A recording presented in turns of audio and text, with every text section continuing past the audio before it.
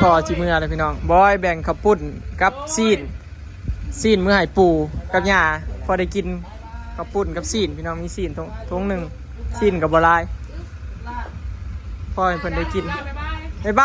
ายยาเร็วบายปูเร็วไอ้เอาบายปูเร็วบายปูชิเมื่ออะไรมาแต่สวยๆ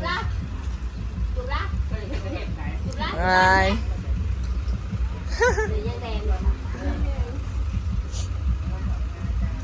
ไปเมื่อเกือบหมูเลยเนาะพรอยู่เพื่อนบ่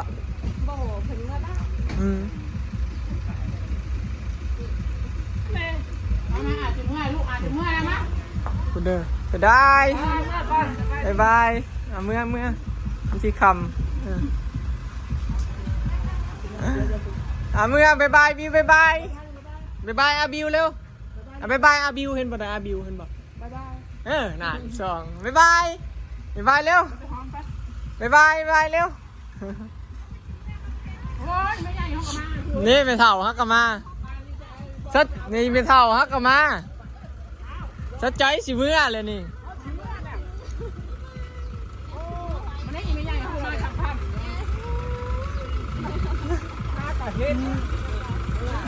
เพื่อนสัดใจสิเมื่อแล้วเพื่อนลอยไปเอา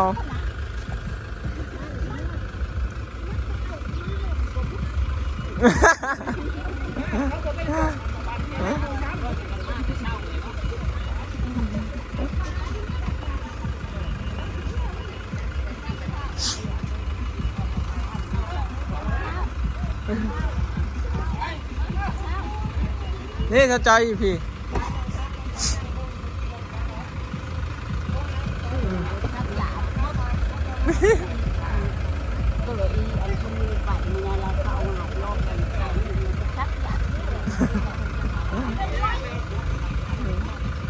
เอาลงไปบนบ้านเพิ่นมื้อนั้นมันชื่นนี่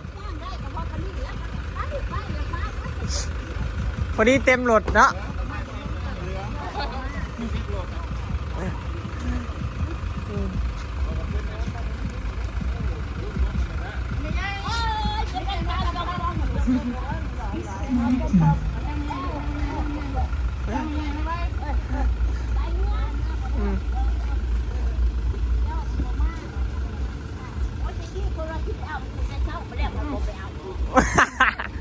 ก็ยากเลยบาย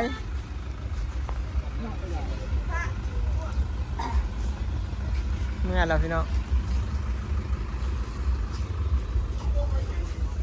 พี่เด้อ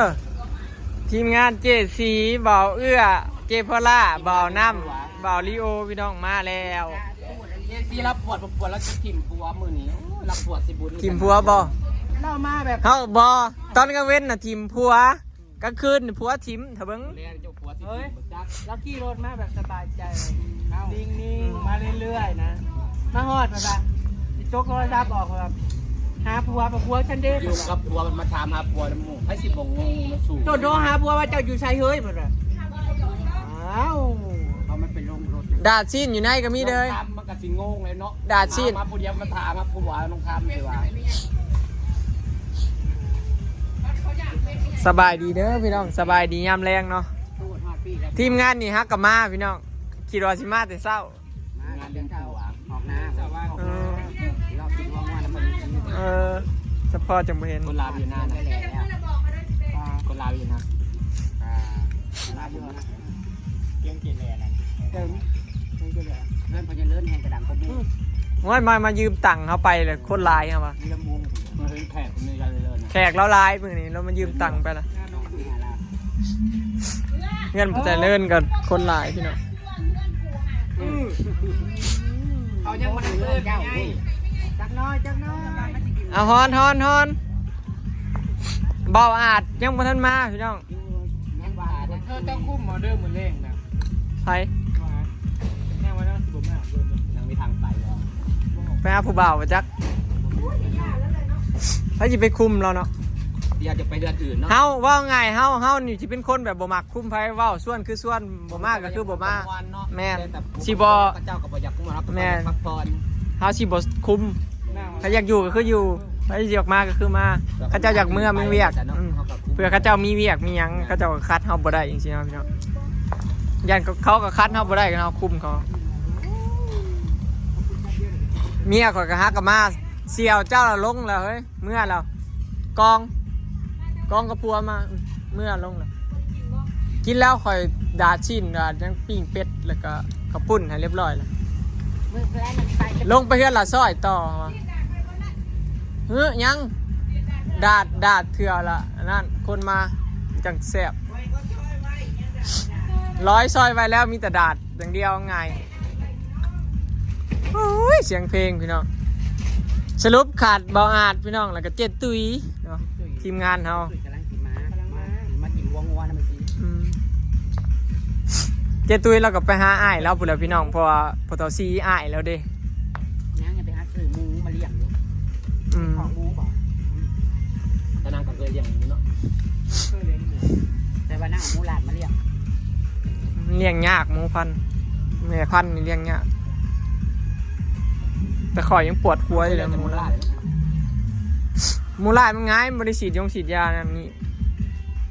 หมูพันธุ์แม่พันธุ์เลี้ยงยาก จองมาได้ดอกวิธีอันนี้จองเขาก็หมุนหรือเปล่าแม่นพอขณะเขาจัดโจ๊ะพอดีงานแล้วเขายังหุ่มคนโต๊ะบ้านเต็มหน้าเวที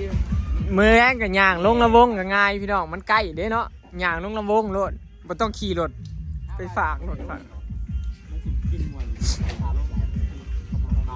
ลงก่อน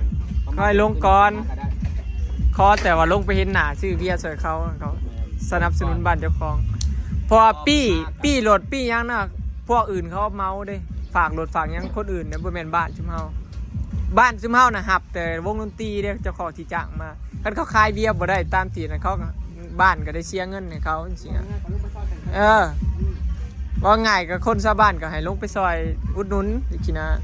ให้เขาได้ขายเบียร์ได้คันเขาขายเบียร์เกินเขาก็สิคืนเงินให้วัดน้ำอยู่เพราะว่าวงดนตรี1,300บ่ที่มา อันนี้พี่จ้างมาเก็บเบียร์แกละพันตาเจอคนแรกม้วนมือนั่นน่ะมาเจอคนแล้วเฮ้ยละครับพอได้ถูกๆด้วยจ้านี่ได้เจไซหมดเนาะ สปอร์ตอยู่วง เบียร์แล้วลังละ1,300นะนี่ได้เจไซหมดนะคู่เนาะ1,300ดีเจคนแรกขึ้นนะม้วนแต่ดีเจคนนึงน่ะเป็นมาก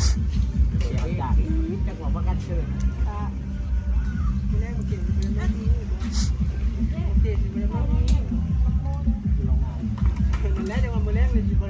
ทางหลังกับปิ้งเป็ดอยู่พี่น้อง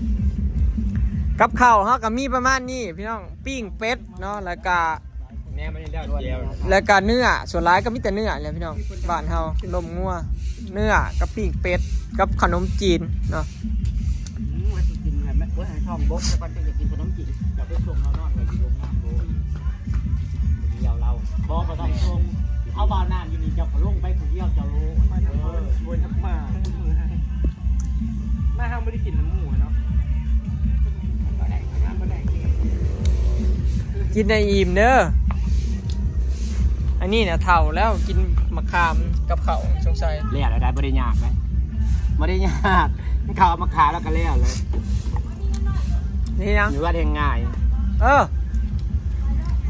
ลงกับไปเลยกินกว่าได้ขามากินก็จะทิมในไม่ได้ปะเดียวเขามาเป็นตัวได้มา เอาเท่าไหร่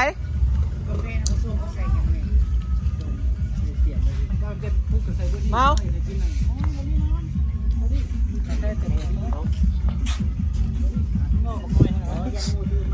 ยัง อันนี้เด้ มือกันอีกคำ หน้าตาน่ะ อันนี้สิกินจนจักโมงอันนี้สองพ่อเมียน่ะ เท่านั้นอยู่ได้สูงสุดเพียงคือน อนได้พร้อมมือกันอีกคำ เที่ยงคืน พอเป็นยังงามได้ อันนี้ได้ซะ สูงสุดเสร็จ10 โมง อันนี้10 โมง 4 โมงเสาร์เฮ้ยยังน่ะเป็นเด็กงามได้ เมียน่ะสิเลิก10 โมงผัวน่ะต้องใช้11 12 เจ้าภาพไล่ โอ้เจ้าภาพน่ะคือสิบ่ไล่ดอกอ้าย สร้างมาคนละไทยอ่ะมาคนละเวลาเมียกับมาป้า ดอกมันก็เสียงบ่มีไรเจะพาพอนุญาตแต่อันแขกเมื่อ เมียกับมาปลาเอาแข่งขันเลยบ่เอาอยากเมื่อใครเมื่อผู้เดียวด้วยแบบนี้นะผู้เดียวรับจ้าง เสียงเพลงกับข้างกันตึมๆๆๆอยู่พี่น้อง มียาวราชใจดินจ่าใส่นะ มะขามของเราก็มีนะจ๊ะไปส่วนร้ายก็มักใบมะขามเนี่ย เขาก็มาค้าเลยวางมา ตามตัว ให้ดอกมันบ่อ่อน อุ้ยผลหวยออกได้เกณฑ์หมายเลข 30แล้ว ออกไปใกล้หนักเปิดเด้อ จักโมงน่ะ ล่างจะออกแล้วนี่มั้งล่างออก จะมาเถิงแหละ เราหากับมานะเจ้ามาแล้วก็มาพอ ดู ดี เลขล่างอยู่เว้ย แต่ว่าเขาเสากองมาเทิง น้องกะจีเลขหน้าเลขท้ายงานท้ายกะเสียออกเลยเลขล่าง เดี๋ยวพี่บอกแม่ค่ะ เสียงเปิดเสียงจับแล้ว เลขสิออกแล้ว กำลังแป๊บหนึ่ง ข่อยก็ซื้อเด้อรอดนี่ถือกันแม่สาธุได้เงินนี่เทือน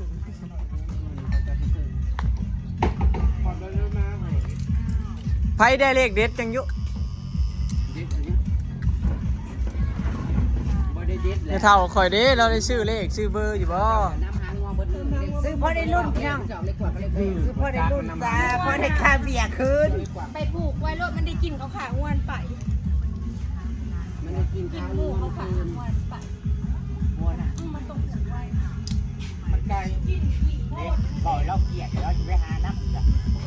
โมเดลมันกลับมา กินข้าวเลือด กินหมูมันนะ ที่ปอบบอก นี่มัน งัวมันไม่กินข้าวเลือด มันย่านแล้วมันสิปบไปเลย โคตรอันนี้ มันเห็นหมูมันอันนั้นเขามันย่านมันก็ปบนี่ มันเห็นมูลตายด้วยก็ได้ มันย่าน ตายผมมากินที่โคตรเก่าเลย นี่แหละพี่น้องเนาะทีมงานเขากลับมากันครบแล้วเนาะก็สิดังเล่นซุ่มแซวกันอยู่แหละพี่น้องเนาะ